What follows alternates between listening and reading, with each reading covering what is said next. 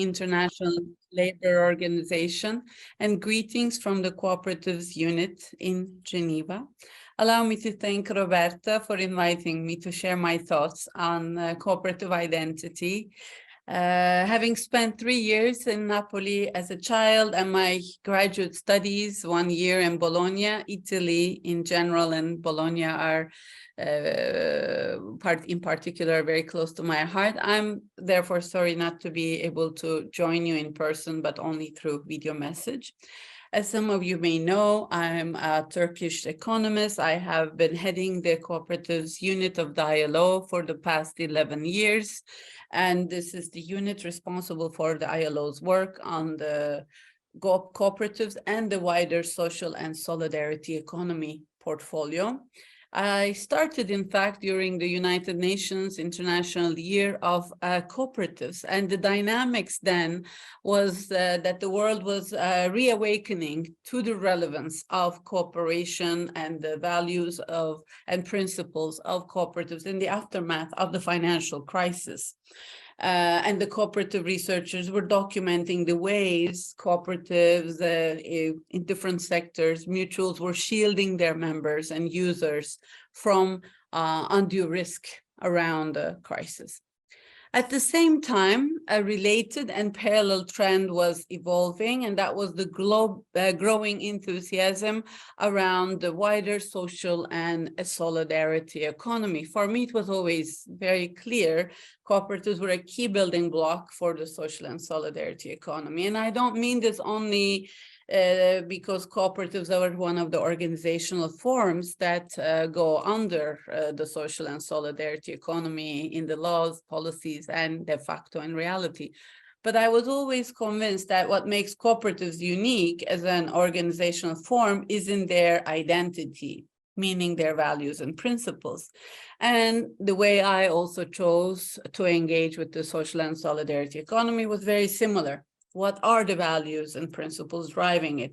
And how are they then also similar and different from those of cooperatives? Is a question. As you may know, last year, the International Labour Conference has adopted a resolution on decent work in the social and solidarity economy, and their social and solidarity economy definition based on values and principles was discussed in a tripartite setting and agreed upon by the 187 members of the International Labour Organization. And when we were looking at the values and principles, we looked at more than 27 countries that had adopted SSE legislation at the national and local levels. These provided us great insights, and Italy, of course, is a very important example, not only for the leading role it plays on cooperatives and the innovative legislation around cooperatives, but also around fair trade, ethical banking, and the social and solidarity experiences at the local levels like Emilia-Romagna, but across the nation. In my view, the way forward for the cooperative movement is not so much about a change in identity, but more about a shift in perspective and attitude with respect to others who share similar values and perspectives. When we were preparing, as I said, for the discussion that took place last year, we pulled these principles and values, the principles of voluntary cooperation and mutual aid, democratic and participatory governance, autonomy and independence, primacy of people and social purpose over capital in the distribution and use of surpluses and profits, as well as assets. And when we were looking at the values, and ILO constituents have identified as the values of the social and solidarity economy as those of care for people and planet, equality and fairness, interdependence, self-governance, transparency and accountability, and the attainment of decent work and livelihoods.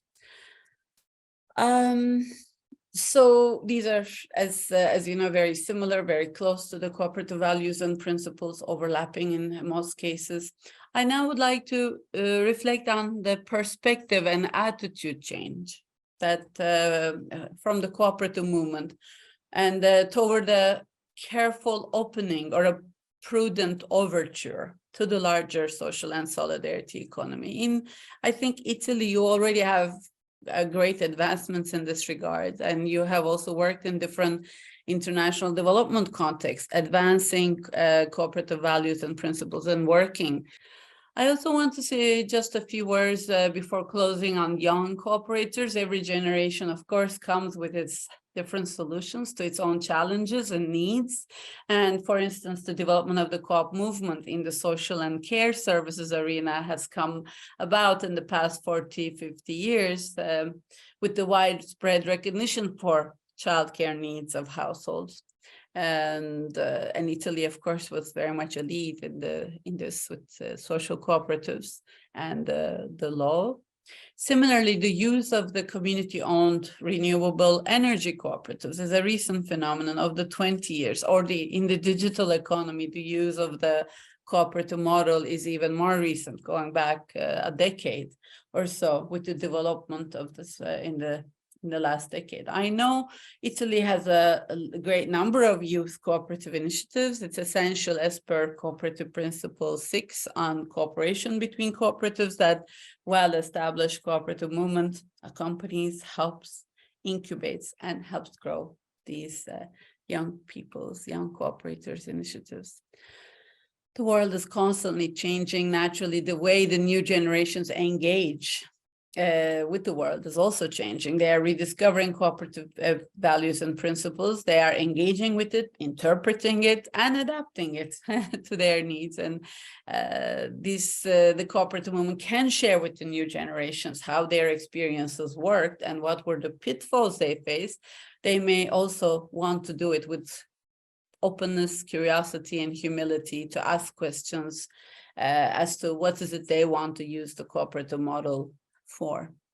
We have a great deal to learn from the Italian cooperative movement, and there is, of course, a lot of this already happening, and it needs to be further also documented.